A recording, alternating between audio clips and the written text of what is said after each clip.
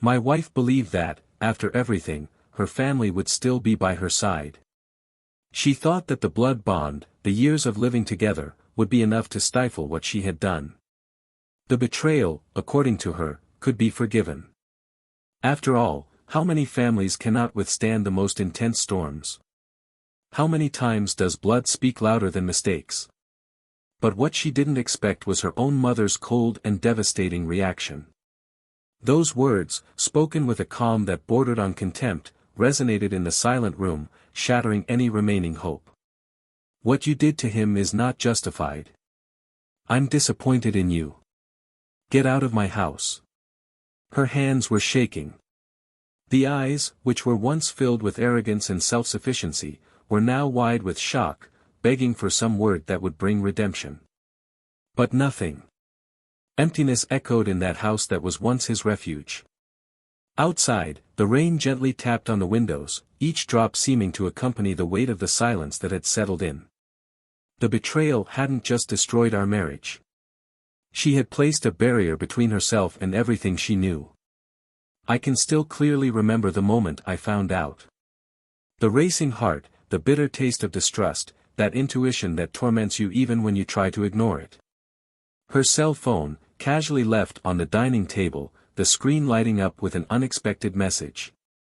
I hesitated. I wanted to trust. I wanted to believe that it was all just paranoia, an unfounded fear. But I couldn't resist. And then, everything started to fall apart. The messages, the secret meetings, the details that were connected like pieces of a puzzle too painful to be put together. Each new piece of information took me to a deeper abyss, where the certainty of the love I once shared with her dissolved into bitterness. She tried to deny it, of course. I tried to convince myself that it was all in my head. But the evidence doesn't lie. And deep down, she knew the castle of lies was about to crumble. The last days before the confession were a cruel game. She smiled, pretended everything was fine, maybe trying to manipulate me, maybe trying to manipulate herself. But I wasn't the same anymore. Something in me had changed forever.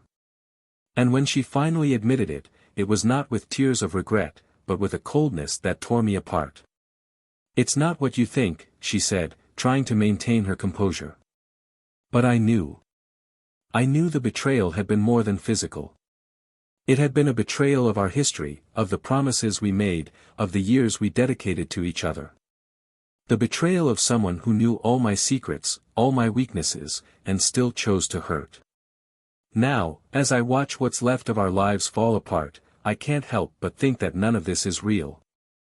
As if, somehow, I would still wake up from this nightmare. But no. This is our new normal. The irony of all this is that she has always been very close to her family. He talked all the time about how his mother was his greatest confidant, how he always sought her approval in everything. And now, at the time when she most needed family support, she was thrown out as if she were a stranger. She, who always believed that blood ties surpassed anything, was alone. I saw the moment his expression of shock gave way to despair. Mom, please. I was wrong, but he is also to blame. You know how distant he was. This can't just be my responsibility. Her voice was on the verge of breaking down, trying desperately to find a justification, something that would explain the situation to herself, something that would absolve her. But the mother's response was even more painful than the betrayal. You had a choice. And he chose to cheat. Now deal with the consequences. These words echo in my mind, like a hammer repeatedly hitting the same nail, burying reality even deeper within me. Because for all her talking, she never expected this. She never imagined that her own blood would condemn her. I remember being there, standing still, observing every detail of that moment. The rain was falling heavily outside, but inside the house, the storm was much worse. She, until then so sure of herself, so confident that she would find some kind of excuse, was now trapped, with no way out. Her mother no longer looked at her as a daughter. His eyes carried the weight of a disappointment I never thought I would see.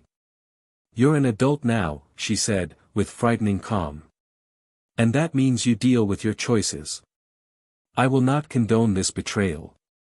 And that's when the final blow came, devastating like a punch to the stomach. "Get out of my house." She looked at me, desperate, perhaps waiting for me to say something, to defend her in some way. But I couldn't. Part of me thought that was the least she deserved. Part of me was still numb from the shock of everything that had happened. But now, the truth is exposed. There are no more masks, no more illusions. She cheated. He betrayed our marriage, he betrayed the trust we built, and now he is paying the highest price, total rejection. Deep down, I wonder how we got here. How a love story that started with so much passion and promise ended like this, with two people torn apart, trying to deal with the pieces of a life that will never be the same. The question remains, has this really started now? Was the betrayal the starting point or the inevitable result of years of unresolved frustrations and resentments? And, most importantly, what will be the end of this story? Welcome to the channel, where we believe none betrayal is justifiable. Here, you will hear fictional stories that reveal how betrayal corrodes lives, destroys homes and leaves deep scars. Our mission is to show how these acts have devastating consequences. Get ready now to dive into a shocking story, where every detail will captivate you until the end. Enjoy and remember, every action has a price.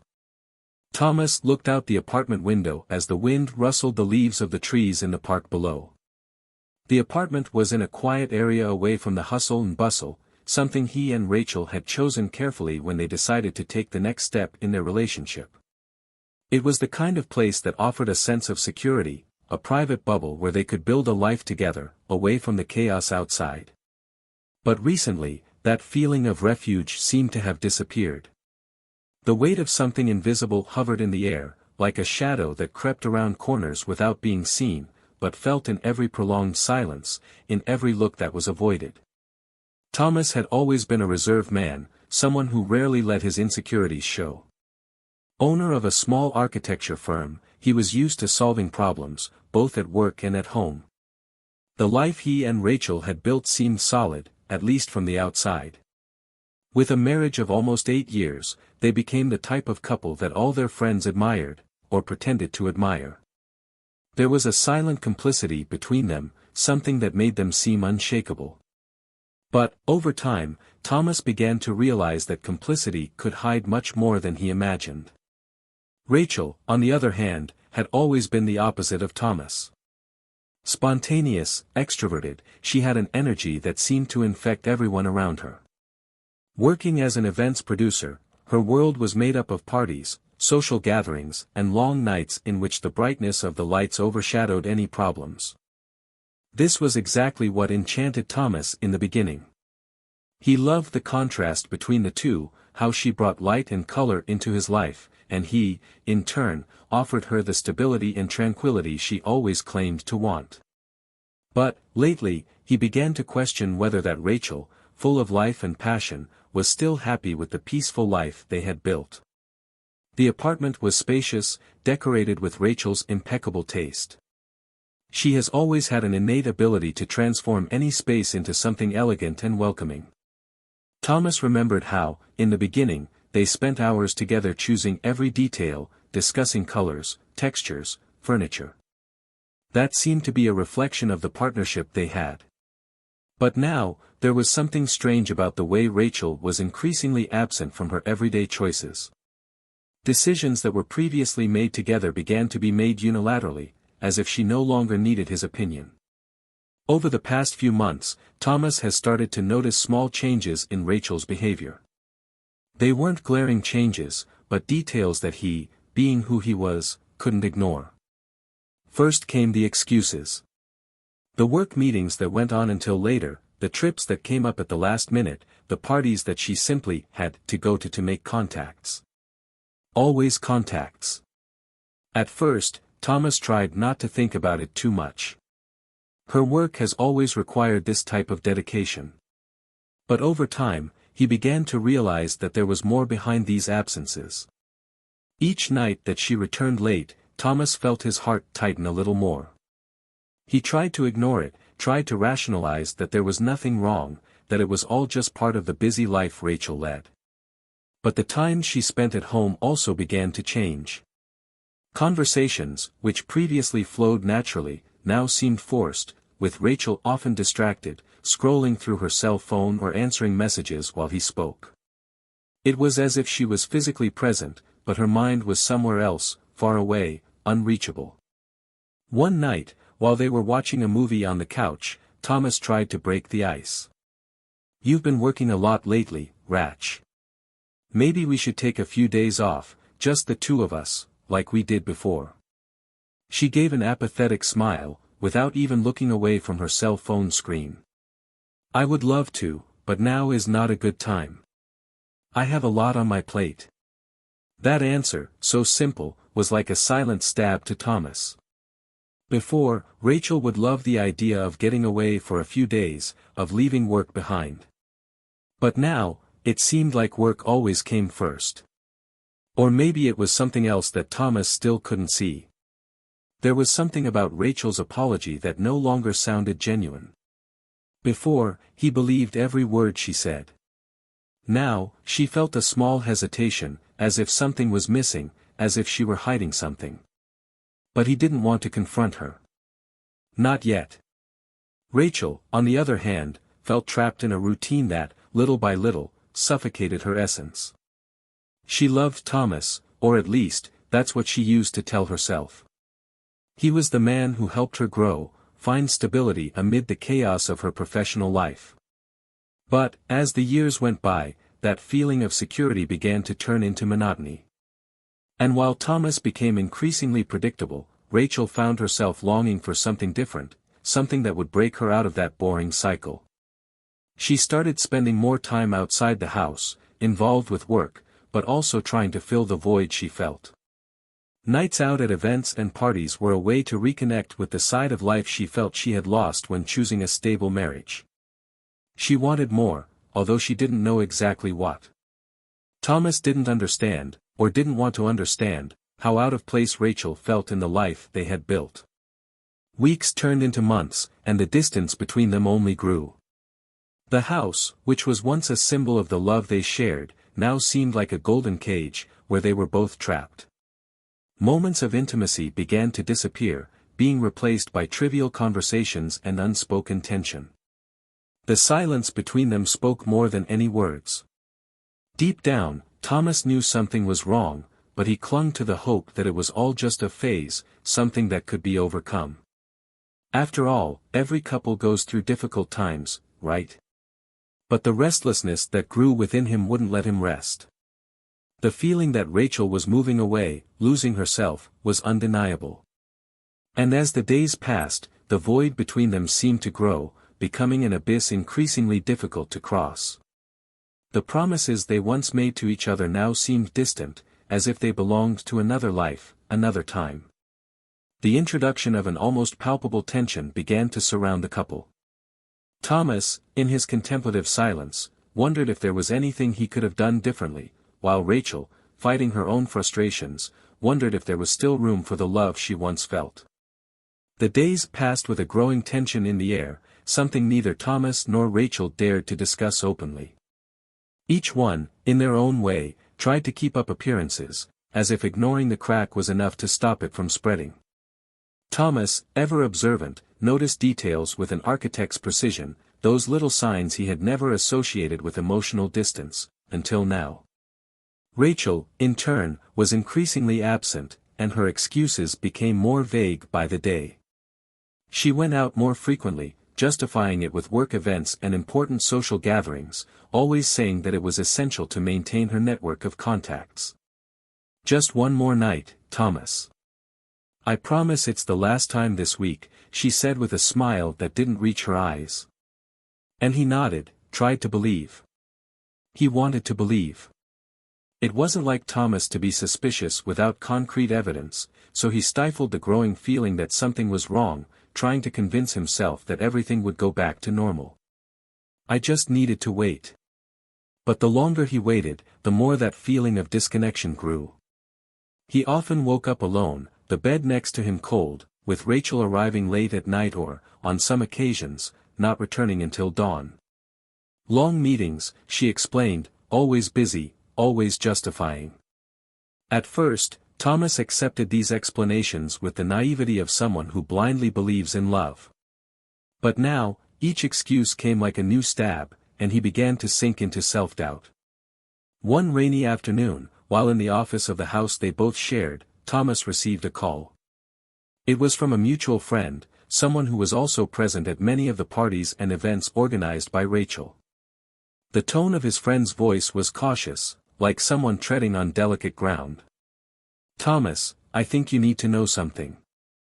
I don't want to interfere in your business, but I saw Rachel last night. She wasn't with the work team, at least it didn't seem like it." Thomas's stomach turned. A part of him already knew what was coming next, but he wasn't prepared to hear it out loud. She was with someone else. A man. They seemed intimate. There was a painful silence on the other end of the line, as if the friend was expecting an outburst of anger, some kind of reaction. But Thomas just took a deep breath, speechless. He hung up the phone, and in that moment, everything became clear. He didn't need any more proof. What was once a nagging suspicion now turned into absolute certainty. Sitting at his desk, he stared at the rain falling outside, the drops running down the window as if reflecting his own despair. There was a betrayal. He knew that now. And, most painfully, she had deceived him all this time, while he clung to the hope that everything would be okay. He decided he needed confirmation. Something concrete. That night, when Rachel announced that she was going out again for a business dinner, Thomas disguised his intention. "Sure, go there. I'm going to stay here, working." She smiled, grateful for the understanding, and left without realizing that Thomas was following close behind. He followed her by car for almost half an hour, until she parked in front of a discreet restaurant, far from the center. The night was cold, and Thomas stood there, standing on the corner, watching her from afar. When she entered, he followed her, keeping enough distance so as not to be noticed. Inside the restaurant, he remained hidden, just enough to have a clear view of Rachel sitting at a table in the back. It wasn't long before another man joined her. Thomas felt his heart racing, the blood rushing to his head. He didn't know the man, but what he saw next confirmed all his worst suspicions. Rachel smiled, a smile he hadn't seen in a while, and held the other's hand. The touch was casual, but too intimate to be just a gesture of courtesy. And then came the kiss. Discreet, fast, but enough to destroy any remaining doubts. Thomas clenched his fists, feeling anger take over his body. His initial instinct was to go there, confront them, expose everything at once. But something inside him held him back. He knew that outburst of fury wouldn't bring him the answers he really needed. He needed to be more calculating, understand how far that betrayal went. And more than that, he needed to find out the truth about Rachel. What had brought her to this point? What was behind that mask she wore? With a heavy heart and a clouded mind, Thomas left the restaurant silently, without being seen. He drove back home, his head full of questions and his stomach churning with the pain of the betrayal that was now clearly displayed before him. Every moment they shared, every laugh, every gesture of affection, everything seemed like a lie.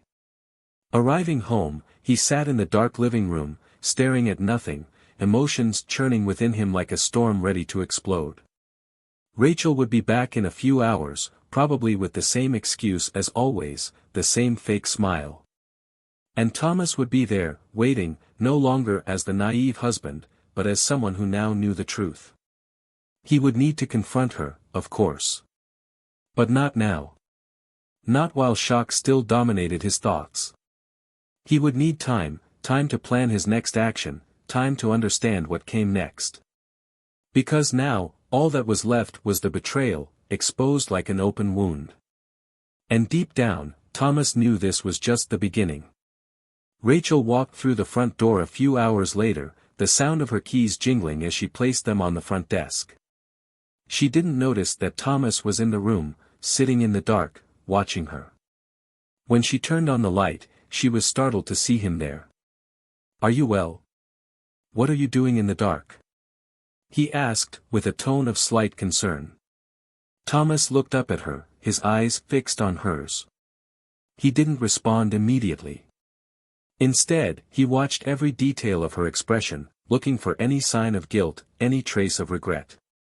But Rachel was good at hiding it. "I just needed some time to think," he finally said, his voice low, almost cold. Rachel frowned, confused, but didn't question further. Maybe she felt like something was out of place, but at that moment, she seemed more concerned with keeping up appearances than facing the truth. Rachel entered the apartment silently, as she did whenever she returned late, being careful not to make any noise as she placed the keys on the table. She looked around the room and found Thomas, once again, sitting in his favorite armchair, only illuminated by the dim light coming from the street. The scene was becoming common. He had been waiting for her for days, always with a distant expression, but that night, there was something different in his eyes. Something darker. "Are you awake again?" she asked casually, trying to hide her discomfort. Thomas slowly raised his eyes, staring at hers for a few seconds, without responding immediately. He didn't know how to start, how to put into words everything that was going through his mind. It was as if the world was squeezing his chest, leaving him breathless. Treason was no longer a suspicion, it was a painful certainty that throbbed like an open wound. "Yes. I was waiting for you," he finally said, in a low and controlled voice. Rachel hesitated for a moment. Something about Thomas's posture made her uncomfortable. There was a tension in the air that she couldn't explain. Trying to compose herself, she walked towards him, taking off her coat, and forced a smile. "You seem strange. Did something happen?" He tilted his head slightly, without looking away. There was anger, there was sadness, but most of all, there was an eerie calm, like the calm before the storm. "I think we need to talk." Those words, spoken so softly, hit Rachel like a blow. Her smile faltered for a moment, but she quickly regained it. "Sure, about what?"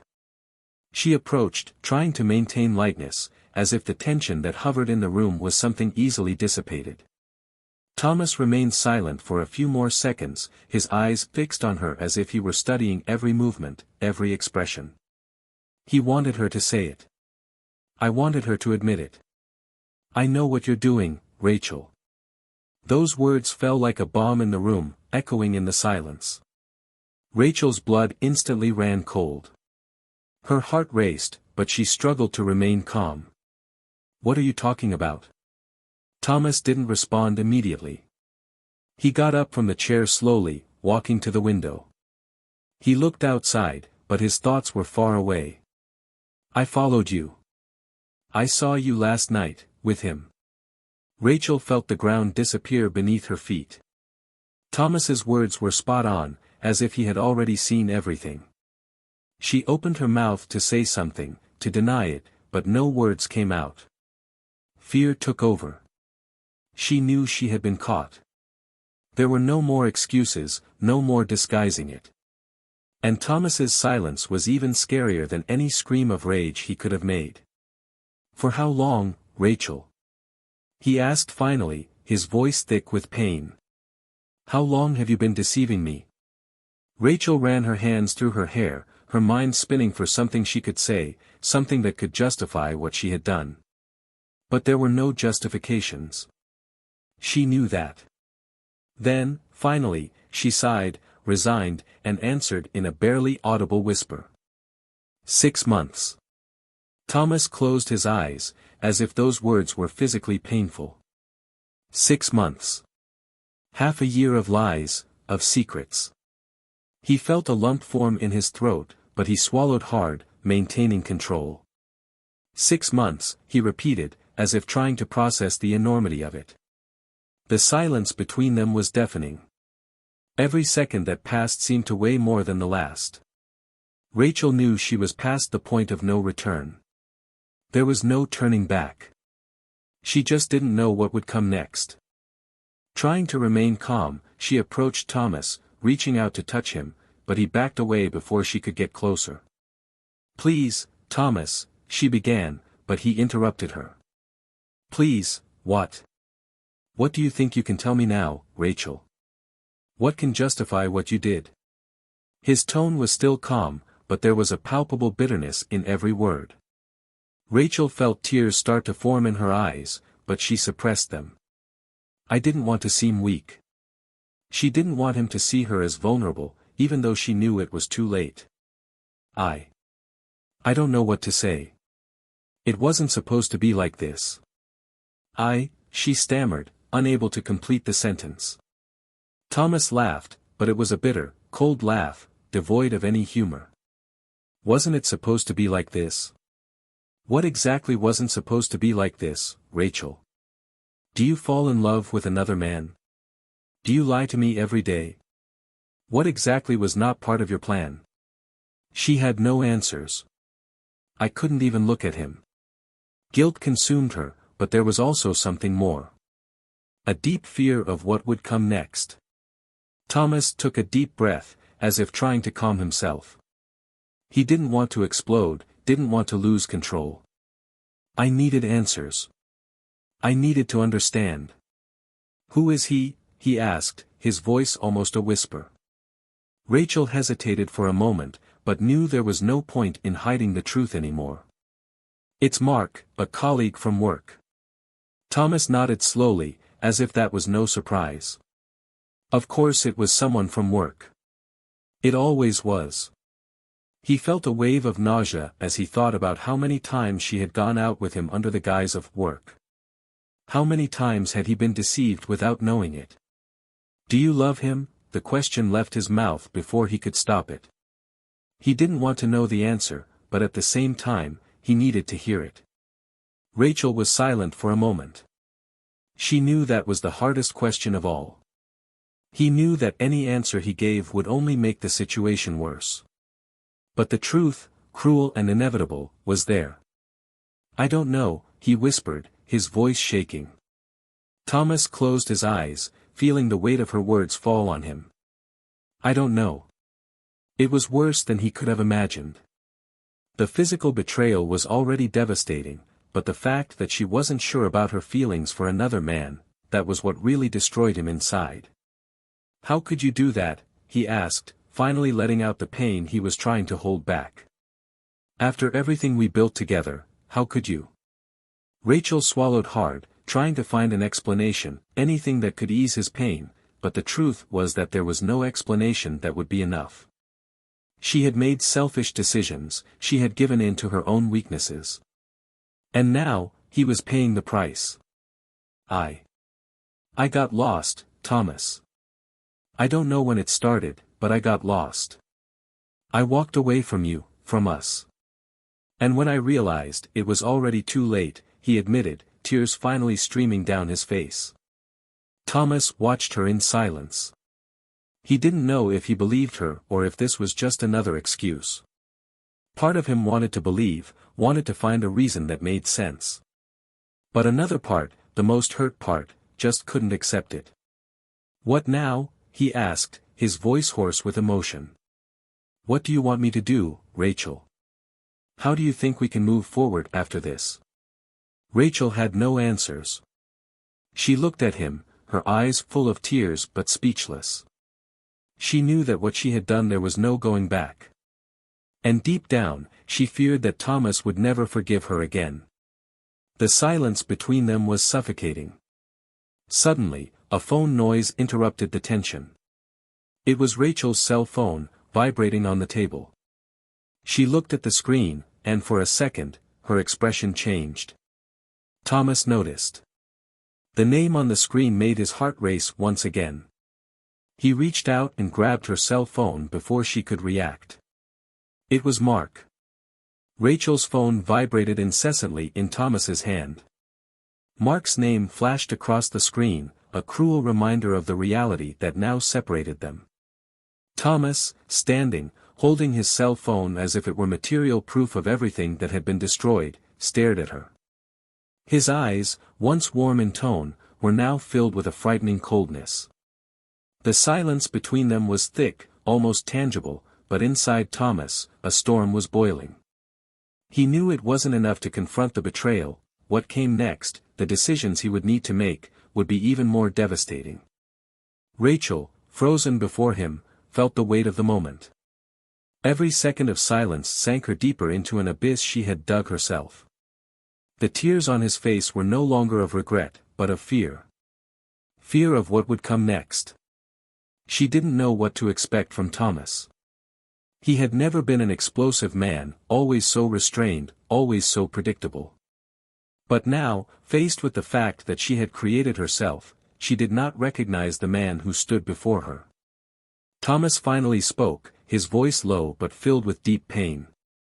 "It's him, isn't it? The man you threw away our marriage for."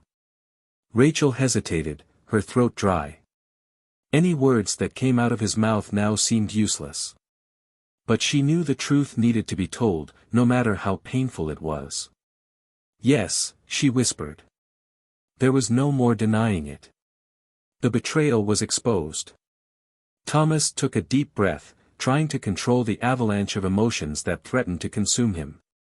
He felt a knot in his stomach, as if physical and emotional pain were mixed in one blow. Part of him wanted to throw that cell phone across the room, break it into 1,000 pieces, as if that would erase what had happened. But he knew that wouldn't solve anything. He turned away from Rachel, walking to the window, looking out into the darkness. The rain was beginning to fall lightly, a contrast to the storm raging inside. It was as if the world was calm, while his life was falling apart in slow motion. "Did you ever think of me, Rachel? Or had I already ceased to exist long ago?" The question hung in the air, and Rachel felt the weight of guilt crushing her. She wanted to respond, wanted to explain what had brought her to this point. But deep down, he knew that any justification would seem empty in light of what he had done. She felt small, irrelevant, as if everything she had said over the last few months was just a desperate attempt to maintain a facade that no longer existed. "Thomas, I'm so sorry. I know it won't change anything now, but I'm sorry." Her voice was broken, fragile, almost unrecognizable. She knew her words wouldn't be enough, but she felt like she needed to say them anyway. Thomas turned slowly, his expression impenetrable. He no longer looked like the man Rachel knew. There was something about him that seemed to have been destroyed beyond repair. "I am really sorry," he repeated, with a bitterness that cut like a blade. "Do you think this is enough? Will an apology fix everything you did?" Rachel lowered her head, unable to look at him. Tears ran silently down her face. She knew she had lost any control over the situation, and all that was left was to deal with the consequences.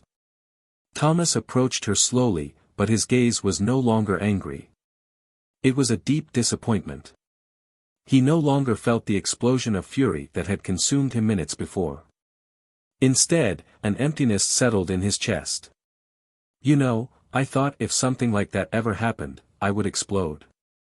That I would break everything, that I would scream, that I would release all my anger. But now, I just feel sad, Rachel. Sad for us. For everything we had." Rachel sobbed, trying to hold back the tears, but she couldn't. Thomas's voice was more hurtful than any accusation he could have made. Because she knew he was right. Everything they had built, the years of marriage, the trust, the love, all of it had been shattered, and nothing she said could restore it. Thomas's pain, however, wasn't just about the betrayal itself. It was for all the promises that had been silently broken over the years. He began to realize that the signs had been there for a long time, but he had chosen to ignore them, perhaps out of fear of facing the truth. Now the truth was staring him in the face, and there was no escaping it. He sat down in the armchair again, as if the weight of everything was too much to carry standing up. He ran his hands through his hair, tired. "I always thought that no matter what happened, we would be fine. That our marriage was strong enough to withstand anything. But I guess I was wrong. Rachel approached him hesitantly, kneeling beside him. She didn't know what else she could do other than be there, trying to repair the irreparable. Thomas, I made a mistake. I know I made a mistake. But I don't want this to be the end. I still love you. He closed his eyes when he heard those words, but he didn't respond immediately. The love she mentioned seemed empty, as if it no longer had meaning. He wanted to believe her, wanted to believe there was a way to overcome this, but the scars of betrayal were too deep. He felt like something inside him had been irreversibly destroyed. Rachel's cell phone was vibrating on the table again. They both looked at the device at the same time, and Mark's name once again appeared on the screen, as a cruel reminder that betrayal was not just in words, but in concrete actions. Thomas looked at Rachel with an exhausted expression, but there was a resolve in his gaze. If you really love me, how can you still be involved with him? How could you have done this to me? Rachel sobbed again, not knowing how to respond. She was trapped, and the weight of her choices seemed to crush her completely. I don't know. I was lost, confused. He shook his head, no longer having patience for vague excuses. This isn't confusion, Rachel. That's selfish. She looked down, unable to meet his gaze. I knew Thomas was right. Everything she had done had been motivated by her own desires, without thinking about the consequences, without considering the devastating impact it would have on him. Thomas stood up once again, this time decisively. I don't know if I can forgive you, Rachel. I don't know if we still have anything to fight for. Rachel got up too, desperate. Please, Thomas. Don't abandon me. We can get through this. We can, but he raised his hand, asking her to stop. I don't know if I want to get over this. The moral dilemma that now hung between them was overwhelming. On the one hand, the love that still existed, even if it was hurt. On the other, betrayal, an almost insurmountable barrier that had been erected between them. For Thomas, the decision would not be simple, and the resolution of this conflict would come with a weight that he never imagined carrying. Thomas stood in front of the door for a long time after Rachel left. The echo of the slamming door still reverberated through the silent room, and he felt as if the weight of the world was on his shoulders. The darkness of the apartment reflected the emptiness that now filled his chest. Every fiber of his being was exhausted. He knew that the confrontation that had just occurred was not the end of his pain, but only the beginning of a long journey of healing. And most of all, I knew I would never be the same again. Rachel's betrayal had torn apart everything he believed to be solid. The love they shared, the respect they built, everything had fragmented into a million pieces impossible to put back together. Even if, somewhere deep in his soul, he still loved her, that wouldn't be enough to rebuild what was lost. Thomas sat down, staring into space in front of him. He thought about all the decisions leading up to that moment, the signs he ignored, the conversations he avoided. The betrayal, although shocking and painful, was only the climax of a long decline that he, in his complacency, had chosen not to face. Now, everything was out in the open, and he would have to face this new reality. It was over. That was what was going through his mind. There was no longer an us, just an I. On the other side of town, Rachel walked through the streets, the cold wind whipping her tear-stained face. She still couldn't believe what had happened. Thomas found out, everything fell apart, and she was alone. Everything he built with it had been lost. And, most painfully, she knew it was her fault. But the pain didn't just come from the revealed betrayal.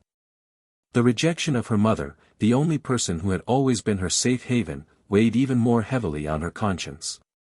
That hard, unyielding voice echoed in her mind, "What you did to him is not justified. I'm disappointed in you. Get out of my house." Rachel never imagined that her own mother would turn her back on her. And now, as she walked alone through the deserted streets, she realized that she had lost not only her husband, but also her family.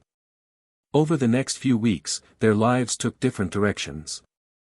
Thomas decided the separation was inevitable. He hired a lawyer, and the divorce terms were drawn up cleanly and practically. There was no longer room for explosive grudges or attempts at reconciliation. He was determined to move on, to rebuild his life.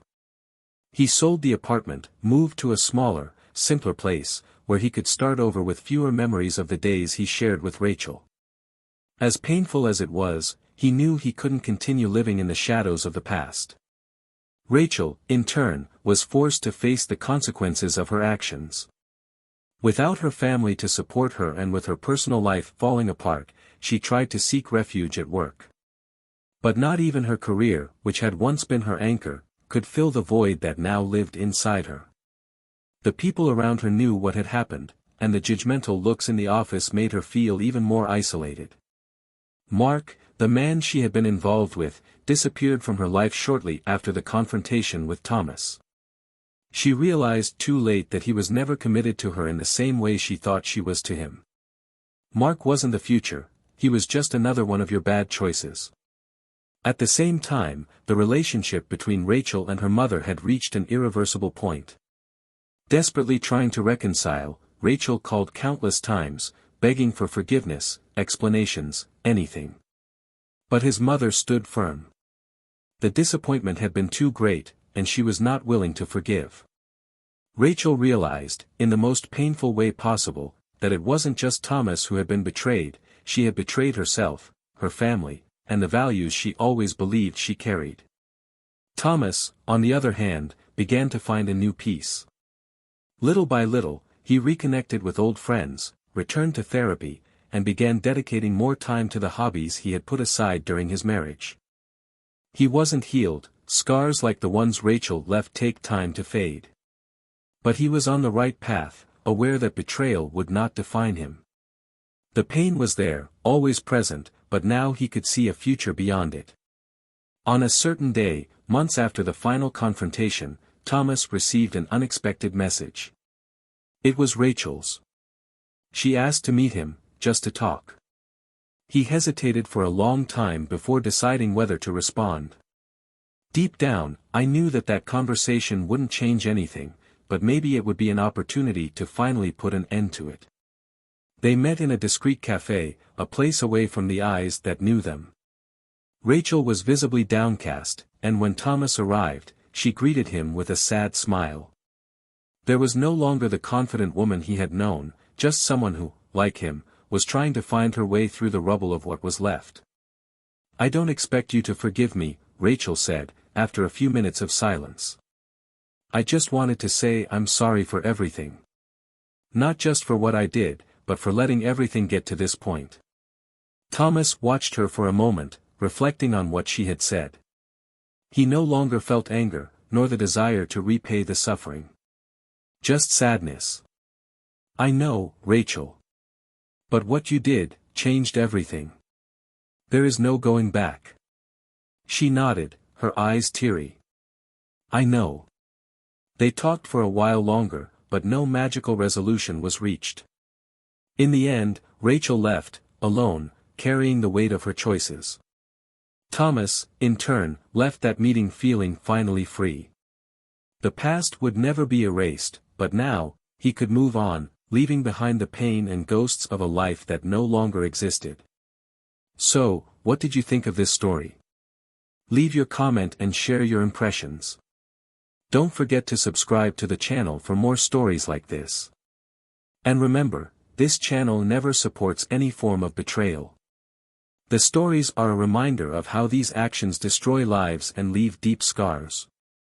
Until the next story.